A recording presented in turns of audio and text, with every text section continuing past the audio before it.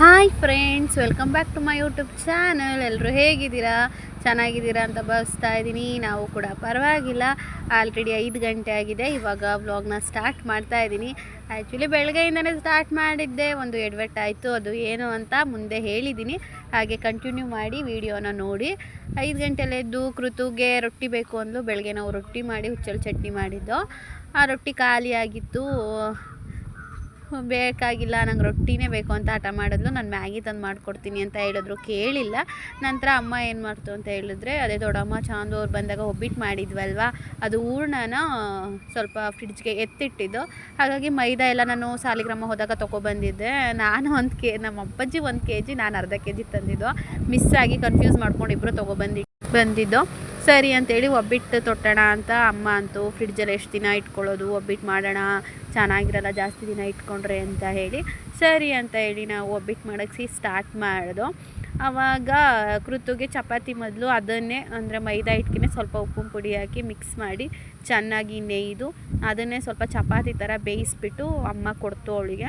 ಸಣ್ಣ ಚಿಕ್ಕಕ್ಕೆ 2 ಮಾಡಿಕೊಟ್ಟು ತಿಂದಳು. ಹಾಗೆ ಒಬ್ಬಿಟ್ಟು ಕೂಡ ಕೊಡೋಕೆ ಹೋದರೆ ಬೇಡ ಅಂತ ಹೇಳಿದ್ಲು. ನಾನು ಅದಕ್ಕೋಸ್ಕರನೇ ಒಬ್ಬಿಟ್ಟಿಗೆ ಅಂತ ಹೇಳಿ ಪ್ರಿಪ್ರೇಷನ್ ಮಾಡ್ಕೊತಾ ಇದ್ದೀನಿ.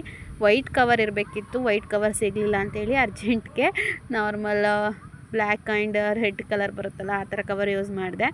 ಅಮ್ಮನೂ ಕೂಡ ಮೈದಾ ಹಿಟ್ಟೆಲ್ಲ ಕಲಸಿ ರೆಡಿ ಮಾಡ್ತು. ಅದು ಹೂರ್ಣನ ಸ್ವಲ್ಪ ಫ್ರಿಡ್ಜಲ್ಲಿ ಎತ್ತಿಟ್ಟಿದ್ದು, ಒಂದು ಅರ್ಧ ಗಂಟೆ ಮುಂಚೆನೇ, ಫುಲ್ಲು ತಣ್ಣಗಿದೆ ಅಂತೇಳಿ. ಇದು ಕೃತುಗೋಸ್ಕರ ಅಂತ ಹೇಳಿ ಮಾಡಿದ್ದು ಚಪಾತಿ ಥರ. ತಿಂದಳು, ಖುಷಿಯಾಗಿ ತಿಂದಳು, ಚೆನ್ನಾಗಿ ತಿಂದಳು. ನನಗಿನ್ನೂ ಜಾಸ್ತಿ ಬೇಕು, ನನಗೆ ಒಬ್ಬಿಟ್ಟು ಬೇಡ, ನನಗೆ ಈ ಚಪಾತಿನೇ ಬೇಕು ಅಂತ ಹೇಳಿ ಅಳ್ತಾ ಇದ್ಲು.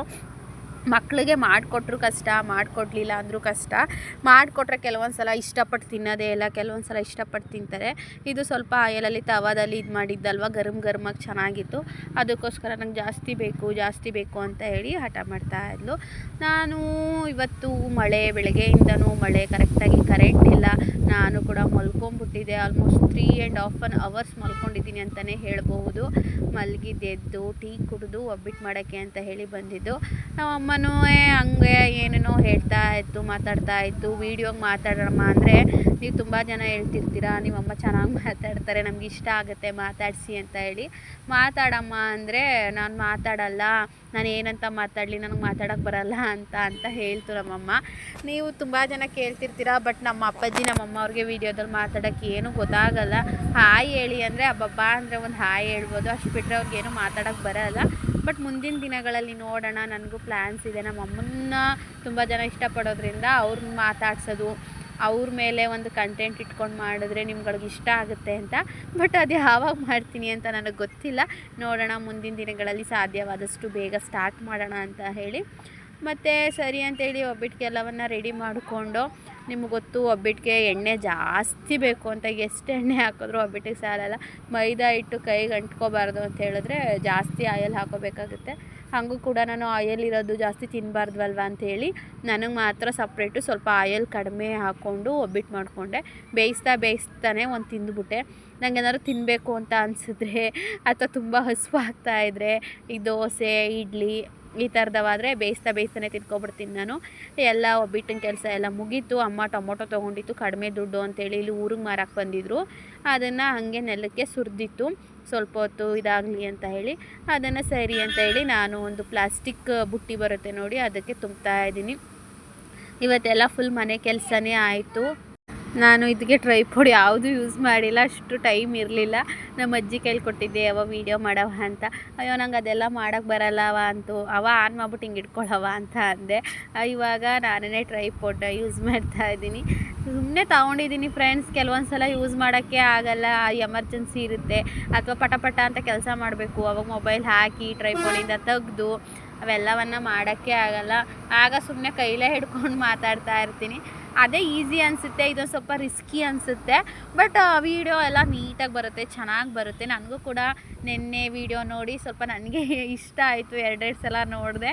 ಅದನ್ನೆಲ್ಲ ಎಡಿಟ್ ಮಾಡಿ ವಾಯ್ಸ್ ಓವರ್ ಕೊಟ್ಟಮೇಲೆ ನನಗೆ ಯಾಕೋ ಚೆನ್ನಾಗಿ ಮಾಡಿಬಿಟ್ಟಿದ್ದೀನಲ್ವ ವೀಡಿಯೋ, ಎಲ್ಲೋ ಸ್ವಲ್ಪ ಅಂತ ಅನಿಸಿದಂತೂ ನಿಜ. ಆ್ಯಂಡ್ ನನ್ನ ಯೂಟ್ಯೂಬ್ ಸಿಸ್ಟರ್ ಕೂಡ ಒಬ್ಬರು ಮೆಸೇಜ್ ಹಾಕಿರೋ ವಾಟ್ಸಪ್ಪಲ್ಲಿ, ಇವತ್ತಿನ ವೀಡಿಯೋ ಚೆನ್ನಾಗಿ ಬಂದಿದೆ ಅಂತ ಹೇಳಿ ಕ್ಲಿಪ್ಪಿಂಗ್ ತೊಗೊಂಡು ವಾಯ್ಸ್ ಓವರ್ ಕೊಡ್ತಾ ಇದ್ದೀನಿ. ಎಡ್ವರ್ಡ್ ಕೆಲಸ ಮಾಡಿದೆ ಅಂದರೆ ನಾನು ವೀಡಿಯೋಸ್ ಆಲ್ರೆಡಿ ಇದು ಹೊಸ ಫೋನ್ ಆದ್ರೂ ಕೂಡ 3% ಸ್ಟೋರೇಜ್ ಆಗೋಗಿದೆ. ಡೈಲಿ ವೀಡಿಯೋ ಮಾಡ್ತಿರ್ತೀವಲ್ಲ, ಸಣ್ಣ ಸಣ್ಣ ಕ್ಲಿಪ್ಪಿಂಗ್ಸಿಂದ ಹಿಡಿದು ಪ್ರತಿಯೊಂದು ವೀಡಿಯೋ ಮಾಡ್ಕೊಂಡಿರ್ತೀವಿ. ಅದನ್ನು ಹಾಕ್ತೀವೋ ಬಿಡ್ತೀವೋ ಎಡಿಟಿಂಗ್ ಮಾಡಿದಾಗ ಅದು ಏನು ಸೆಕೆಂಡ್ರಿ. ಬಟ್ ಸ್ಟಾರ್ಟಿಂಗ್ ನಾವು ಎಲ್ಲವನ್ನೂ ವೀಡಿಯೋ ಮಾಡ್ಕೊಂಡಿರ್ತೀವಿ. ಅದರಲ್ಲಿ ಎಡಿಟ್ ಮಾಡಿದಾಗ ಅರ್ಧಕ್ಕರ್ಧ ವೀಡಿಯೋ ಏನು ಎಡಿಟಲ್ಲೇ ಹೋಗುತ್ತೆ ಬೇಡ ಅನ್ನೋದು. ಬಟ್ ಗ್ಯಾಲ್ರಿಲಿ ಎಲ್ಲ ಇರುತ್ತೆ. ನಾನು ಒಂದು 3 ಡೇಸ್ಗೆ 4 ಡೇಸ್ಗೆ ಒಂದ್ಸಲ ಎಲ್ಲ ಡಿಲೀಟ್ ಮಾಡ್ಕೊತೀನಿ. ಇವತ್ತು ಏನಾಯಿತು ಅಂತ ಹೇಳಿದ್ರೆ ಎಲ್ಲವನ್ನ ಡಿಲೀಟ್ ಮಾಡ್ತಾ ಇದ್ದೆ, ವೀಡಿಯೋಸ್ಗಳು ಕ್ಲಿಪ್ಪಿಂಗ್ಸ್ಗಳನ್ನ. ಇವತ್ತು ಸಂಡೇ, ಇವತ್ತು ಮಾರ್ನಿಂಗಿಂದ ನಾನು ಡೈಲಿ ವ್ಲಾಗ್ ಸ್ಟಾರ್ಟ್ ಮಾಡಿದೆ. ತುಂಬ ಚೆನ್ನಾಗಿ ಕೂತ್ಕೊಂಡು ಯೋಚನೆ ಮಾಡಿ ಹಿಂಗೆ ಮಾಡಬೇಕು ಆಮೇಲಿಂದ ಕೂತ್ಕೊಂಡು ವಾಯ್ಸ್ ಓವರ್ ಕೊಡ್ಕೊಳ್ಳೋಣ ಅಂತ ಹೇಳಿ ಹಾಗೆ ವೀಡಿಯೋಸ್ ಮಾಡ್ಕೊಂಡಿದ್ದೆ. ಏನೂ ಮಾತಾಡಿರಲಿಲ್ಲ, ವಾಯ್ಸ್ ಓವರ್ ಕೊಡೋಣ ನೀಟಾಗಿ ಬರುತ್ತೆ ಅಂತೇಳಿ. ಮಧ್ಯಾಹ್ನ ಏನು ಮಾಡಿದೆ ಅಂದರೆ ಒಂದು 12:30 ಏನೋ ಎಲ್ಲ ಡಿಲೀಟ್ ಕೊಟ್ಬಿಟ್ಟೆ. ಆಲ್ ಡಿಲೀಟ್ ಕೊಟ್ಟಿದ್ದೀನಿ ಅಂದರೆ ಇದರಲ್ಲಿ ಇದು ಡಿಲೀಟ್ ಮಾಡಿರೋದಿರುತ್ತೆ ನೋಡಿ, ಟ್ರ್ಯಾಶ್ ಅದೇನೋ ಹೇಳ್ತಾರಪ್ಪ, ಅದು ಹೇಳೋಕ್ಕೆ ಬರ್ತಾಯಿಲ್ಲ, ಅಲ್ಲಿರುತ್ತೆ ನೋಡಿ, ಅದರಲ್ಲೂ ಆಲ್ ಡಿಲೀಟ್ ಕೊಟ್ಬಿಟ್ಟಿದ್ದೀನಿ. ಎಷ್ಟು ಸರ್ಚ್ ಮಾಡಿದೆ ಅಂದರೆ ವೀಡಿಯೋಗಳೇ ಸಿಗ್ತಾಯಿಲ್ಲ. ನಾನು ಬೆಳಗ್ಗೆಯಿಂದನೇ ಬ್ಲಾಗ್ನ ಸ್ಟಾರ್ಟ್ ಮಾಡಿದ್ದೆ ಆ್ಯಕ್ಚುಲಿ. ಅಂದರೆ ನಾರ್ಮಲ್ ಆಗಲ್ಲ, ಒಂಥರ ಡಿಫ್ರೆಂಟಾಗಿ ಮಾಡಿದ್ದೆ. ಇವತ್ತು ಏನೋ ಮಾಡಬೇಕು ಹೊಸ್ದಾಗಿ ಅಂತ ಎಲ್ಲ ಡಿಲೀಟ್ ಮಾಡಿಬಿಟ್ಟಿದ್ದೀನಿ. ಅದೇ ಬೇಜಾರಲ್ಲಿ ಮಧ್ಯಾಹ್ನದಿಂದನೂ ಮತ್ತೆ ಬ್ಲಾಗ್ನ ಸ್ಟಾರ್ಟ್ ಮಾಡಿಲ್ಲ. ಅದಕ್ಕೆ ಈವ್ನಿಂಗಿಂದ ಬ್ಲಾಗ್ ಸ್ಟಾರ್ಟ್ ಮಾಡಿದೆ. ಸರಿ ಹೋಗಿದ್ದು ವೀಡಿಯೋಸ್ ಹೋಯಿತು, ಮತ್ತು ಈಗ ಹೊಸ್ದಾಗಿ ಸ್ಟಾರ್ಟ್ ಮಾಡೋಣ ಅಂತ ಹೇಳಿ ಇವಾಗ ಟೀ ಇಡ್ತಾ ಇದ್ದೀನಿ. ಒಬ್ಬಿಟ್ಟು ಕೂಡ ತಿಂದೋ ಏನು, ಒಬ್ಬಿಟ್ಟೇನು ಇವಾಗೇನು ಸ್ಪೆಷಲ್ ಏನು ಮಾಡ್ತಾ ಇಲ್ಲ. ಹೂರ್ಣ ಇತ್ತು ಅಂತ ಹೇಳಿ ಫ್ರಿಡ್ಜಲ್ಲಿ ಅದನ್ನೇ ಬೇಯಿಸ್ಕೊಂಡು ನಮ್ಮಮ್ಮ ಏನೋ ಕೆಲಸ ಮಾಡ್ತಾ ಇದ್ದಾರೆ ಅವರು. ಈಗ ಟೀ ಇಡು ಅಂದರು, ಟೀ ಇಟ್ಟೆ. ಸಾಂಬಾರಿಲ್ಲ, ಸಾಂಬಾರು ಮಾಡಬೇಕು. ಬೆಳಗ್ಗೆಯಿಂದನೂ ಸೋನೆ ಮಳೆ, ಸುಮ್ಮನೆ ರಗ್ಗೊಚ್ಕೊಂಡು ಮಲ್ಕೊಬಿಟ್ಟಿದ್ದೆ. ಅದೇ ವಿಡಿಯೋ ಎಲ್ಲ ಡಿಲೀಟ್ ಆಯಿತು, ಅದು ಬೇರೆ ಬೇಜಾರು, ಮಳೆ ಬೇರೆ, ಕರೆಕ್ಟಾಗಿ ಏನು ಮಾಡೇ ಇಲ್ಲ ಅಂತ ಹೇಳ್ಬೋದು. ಇವತ್ತು ಸಂಡೇ ಸೋಂಬೇರಿತನ ಜಾಸ್ತಿ ಆಗ್ಬಿಟ್ಟೈತೆ. ಆಲ್ರೆಡಿ 7 ಗಂಟೆ ಆಗಿದೆ ಟೈಮು. ಅಮ್ಮ ಸೊಪ್ಪು ಸಾಂಬಾರು ಮಾಡೋಕ್ಕೆ ಅಂತ ಹೇಳಿ ಎಲ್ಲವನ್ನು ಅಮ್ಮನೇ ರೆಡಿ ಮಾಡ್ತು. ನಮ್ಮ ಹಿಂದೆ ಸ್ವಲ್ಪ ಸೊಪ್ಪಿನ ಗಿಡ ಐತಲ್ಲ, ಅದನ್ನು ಕುಯ್ಕೊಬತ್ತು. ಇನ್ನೊಂದು ಸ್ವಲ್ಪ ರಂಜು ಕೊಟ್ಲಂತೆ ಸೊಪ್ಪನ್ನ. ಹಾಗಾಗಿ ಸೊಪ್ಪು ಸಾಂಬಾರು ಮಾಡೋಕ್ಕೆ ನಮ್ಮಮ್ಮ ಹಾಲು ಹಾಕ್ತದೆ. ಸೊಪ್ಪು ಸಾಂಬಾರಿಗೆ ತುಂಬ ಚೆನ್ನಾಗಿ ಟೇಸ್ಟ್ ಬರುತ್ತೆ ಅಂತ ಹೇಳಿ. ನಾವು ಡೈರಿಲಿ ತರಬೇಕಾದ್ರೂ ಅಷ್ಟೇ, ಮನೇಲಿ ಹಾಲಿತ್ತು ಅಂದರೆ ಸ್ವಲ್ಪನಾದರೂ ನಮ್ಮಮ್ಮ ಹಾಲು ಹಾಕಲೇಬೇಕು, ಚೆನ್ನಾಗಿರ್ತದೆ. ನಾನೊಂದ್ಸಲ ಸೊಪ್ಪು ಸಾರು ಮಾಡಿ ಹಾಳು ಮಾಡಿಬಿಟ್ಟಿದ್ದೆ. ಅದಕ್ಕೆ ನಮ್ಮಮ್ಮ ಬೈದು ಅವಾಗಿಂದ ನಾನು ಸೊಪ್ಪು ಸಾರು ಮಾಡೇ ಇಲ್ಲ. ನಮ್ಮಮ್ಮನೇ ಸೊಪ್ಪು ಸಾರು ಮಾಡೋದು. ಫೈನಲಿ ಸೊಪ್ಪು ಸಾರು ಮಾಡ್ತು ನೋಡಿ. ಅಲ್ಲಿ ಮಾತಾಡಪ್ಪ ಅಂತ ಹೇಳ್ತಾ ಇದ್ದೀನಿ, ಹೋಗು ನಂಗೆ ಮಾತಾಡೋಕ್ಕೆ ಬರೋಕ್ಕಲ್ಲ ಅಂತ. ಅದೇ ಪಾಪ ಹಳ್ಳಿ ಜನ ಹಂಗೇ, ಇನ್ನೋಸೆನ್ಸು ಜಾಸ್ತಿ. ನಮ್ಮ ಅಮ್ಮಂಗೆ ಅಂತಲ್ಲ, ಎಲ್ರಿಗೂ. ನಾವೇನೋ ಸ್ವಲ್ಪ ಓದಿದ್ದೀವಿ, ಹಂಗೆ ಹಿಂಗೆ ಆಡ್ತೀವಿ. ಬಟ್ ಪಾಪ ಆಗಿನ ಕಾಲದವರು ಓದದೆ ಹೋದವ್ರಿಗೆ ಸ್ವಲ್ಪ ಇನ್ನೋಸೆನ್ಸ್ ಜಾಸ್ತಿನೇ ಇರುತ್ತೆ. ಓಕೆ, ನಾನು ಕೈಕಾಲು ಮುಖ ತೊಳ್ಕೊಂಡು ದೇವರು ದೀಪ ಹಚ್ಚೋಣ ಅಂತ ಹೇಳಿ ದೀಪ ಹಚ್ಚಿದ್ದೀನಿ. ಮತ್ತು ನೆನ್ನೆ ವೀಡಿಯೋದಲ್ಲೂ ಕೂಡ ವಾಟರ್ ಮ್ಯಾನಿಫೆಸ್ಟ್ ಮಾಡಿದ್ನಲ್ವ, ಅದೇ ನೀರಿತ್ತು, ಫುಲ್ ಖಾಲಿ ಮಾಡಿರಲಿಲ್ಲ. ಮತ್ತೆ ಅದಕ್ಕೆ ಕೈ ಮುಗಿದು ಪ್ರೇಯರ್ ಮಾಡಿಕೊಂಡು ನೀರನ್ನ ಕುಡಿಯೋಣ ಅಂತ ಹೇಳಿ ಕುಡಿತಾ ಇದ್ದೀನಿ. ಸೊ ನೀವು ಪ್ರತಿ ಸತಿ ಏನಾದರೂ ಪ್ರೇಯರ್ ಮಾಡಿದಾಗ ಹಿಂಗೆ ನೀರಲ್ಲಿ ಪ್ರೇಯರ್ ಮಾಡಿ ಅದನ್ನು ಇಟ್ಬಿಟ್ಟು ದೇವ್ರ ಮನೇಲಿ ಸ್ವಲ್ಪ ಹೊತ್ತಾದಮೇಲೆ ಅದಕ್ಕೆ ಥ್ಯಾಂಕ್ ಯು ಹೇಳಿ ನೀರನ್ನ ಕುಡೀರಿ. ತುಂಬ ಚೆನ್ನಾಗಿ ಇದು ವರ್ಕ್ ಆಗುತ್ತೆ. ನಿಧಾನ ಆಗ್ಬೋದು, ಅಂದರೆ ಹೇಳ್ತೀವಲ್ಲ ಹುಟ್ಟಿದ ಮಗು ಆಗಲೇ ನಡೆಯಲ್ಲ ಅಂತ, ಹಾಗಾಗಿ ನಿಧಾನ ಆಗ್ಬೋದು, ಬಟ್ ಆ ರಿಸಲ್ಟ್ ಸಿಗುತ್ತೆ. ಆ್ಯಂಡ್ ಪಾಸಿಟಿವ್ ಆಗಿರಿ, ಪಾಸಿಟಿವ್ ವೈಬ್ಸ್ ಜಾಸ್ತಿ ಇರಲಿ ಅಂತ ಹೇಳ್ತೀನಿ. ನೆಗೆಟಿವ್ ಆಗಿ ಯೋಚನೆ ಮಾಡಿದ್ರೆ ನೆಗೆಟಿವೇ ತೊಗೊಬಿಡುತ್ತೆ. ಹಾಗಾಗಿ ಆದಷ್ಟು ಪಾಸಿಟಿವ್ ಆಗಿರಿ, ಪಾಸಿಟಿವ್ ಆಗಿ ಯೋಚನೆ ಮಾಡಿ ಅಂತ ಹೇಳ್ತಾ ನಾನು ಅದೇ ದೇವ್ರನ್ನ ಮತ್ತೆ ವಾಪಸ್ಸು ದೇವ್ರ ಮನೇಲೆ ಇಡ್ತಾ ಇದ್ದೀನಿ. ಸೊ ನಾನ್ ವೆಜ್ ತಿಂದಾಗೆಲ್ಲ ನಾನು ಇದೆಲ್ಲ ಪ್ರೋಸೆಸ್ ಮಾಡಲ್ಲ. ಇವಾಗ ನಾನ್ ವೆಜ್ ಏನು ತಿಂದೂ ಇಲ್ಲ, ಏನೂ ಮಾಡಿಲ್ಲ ಅಂತೇಳಿ ದೇವ್ರ ಮನೇಲೆ ಇಡ್ತಾ ಇದ್ದೀನಿ, ಪೂಜೆ ಮಾಡ್ತಾ ಇದ್ದೀನಿ. ಸರಿ, ಆಲ್ರೆಡಿ 8:30 ಆಯಿತು, ಊಟ ಹಾಕೊಳ್ಳೋಣ ಅಂತ ಬಂದೆ.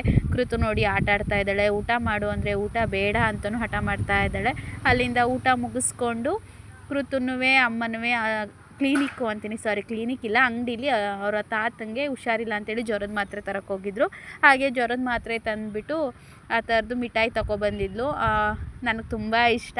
ತಗೊಳಮ್ಮ ತಿನ್ನಮ್ಮ ಅಂತೇಳಿ ಅವಳೇ ಕೂಡ ತಿನ್ನಿಸಿದ್ಲು. ಲಾಸ್ಟಲ್ಲಿ ಕೊಡೆ, ನಂಗೆ ಇನ್ನೊಸಿ ಕೊಡೆ ಅಂದರೆ ಕೊಡಲಿಲ್ಲ. ಲಾಸ್ಟಲ್ಲಿ ಅವಳಿಗೆ ತಿನ್ನೋಕ್ಕಾಗ್ದೇ ಎಲ್ಲನೂ ನನಗೆ ಕೊಟ್ಬಿಟ್ಲು. ಲಾಸ್ಟಲ್ಲಿ ಎಲ್ಲವನ್ನ ನಾನೇ ತಿನ್ಕೊಂಡೆ. ನನಗೆ ತುಂಬ ಇಷ್ಟ ಇದು ಅಂದರೆ, ಡೈಲಿ ಕೊಟ್ಟರೆ ಡೈಲಿ ತಿಂತೀನಿ. ಹಾಗೆ ಹಾಸ್ಕೊಳ್ಳೋಕ್ಕೆ ಅಂದ್ಬಿಟ್ಟು ಅವ್ರ ಅಜ್ಜಿ ಇದು ಮಾಡ್ತಾಯಿತ್ತು, ಕೃತುನೇ ಕಸ ಗುಡಿಸ್ತೀನಿ ಅಂತ ಹೇಳಿ ಕಸನ ಗುಡಿಸ್ತಾ ಇದ್ದಾಳೆ. ನಾನು ಕೂಡ ಟಿ ವಿ ನೋಡಿಕೊಂಡು ಟೈಮ್ ಪಾಸ್ ಮಾಡಿಕೊಂಡು ಎಲ್ಲ ಮಾಡಿಕೊಂಡು ಕೂತಿದ್ದು. ಕೃತುನೇ ಕಸ ಗುಡಿಸ್ತೀನಿ ಅಂತ ಎಷ್ಟು ಚೆನ್ನಾಗಿ ಗುಡಿಸ್ತಿದ್ದಾಳೆ ನೋಡಿ. ಕೃತು ಪರವಾಗಿಲ್ಲ, ಮೊದಲು ಥರ ತೀರಾ ಹಠ ಮಾಡಲ್ಲ, ಚಂಡಿ ಮಾಡಲ್ಲ, ಮತ್ತು ಹೇಳಿದ ಕೆಲಸಗಳೆಲ್ಲ ಮಾಡ್ಕೊತಾಳೆ. ತಗೊಬಾ ಅಥವಾ ಇಡು, ಏನೋ ಒಂದು ಚಿಕ್ಕ ಪುಟ್ಟ ಕೆಲಸಗಳು ಹೇಳಿದ್ರೆ ಮಾಡ್ತಾಳೆ. ಕಸ ನೀಟಾಗಿ ಗುಡ್ಸೋಕ್ಕೆ ಬರಲ್ಲ, ಆದ್ರೂ ನೋಡಿ ಸುಮಾರಾಗಿ ಗುಡಿಸ್ತಾ ಇದ್ದಾಳೆ. ಅವಳ ಹಠನೇ ಗೆಲ್ಲಬೇಕು ಫೈನಲಿ. ಸೊ ಮುದ್ದಾಗಿ ಸಾಕ್ಬಿಟ್ಟಿದ್ದೀವಿ, ಸ್ವಲ್ಪ ಅಪ್ಪ ಇಲ್ದಿರೋ ಮಗು ಅಂತ ಮುದ್ದು ಜಾಸ್ತಿ, ಹಾಗಾಗಿ ಚೇಷ್ಟೆ ಜಾಸ್ತಿ ಮಾಡ್ತಾಳೆ ಅಂತಲೇ ಹೇಳ್ಬೋದು. ಈ ವ್ಲಾಗು ಇಲ್ಲಿಗೆ ಎಂಡ್ ಮಾಡ್ತಾ ಇದ್ದೀನಿ. ಅದೇ ಬೆಳಗ್ಗೆಯಿಂದ ಮಾಡಿದ್ದು ನನ್ನ ಎಡವಟ್ಟಿಂದ ಎಲ್ಲ ಡಿಲೀಟಾಗಿ ಈವ್ನಿಂಗಿಂದ ಮತ್ತೆ ಸ್ಟಾರ್ಟ್ ಮಾಡಿದೆ.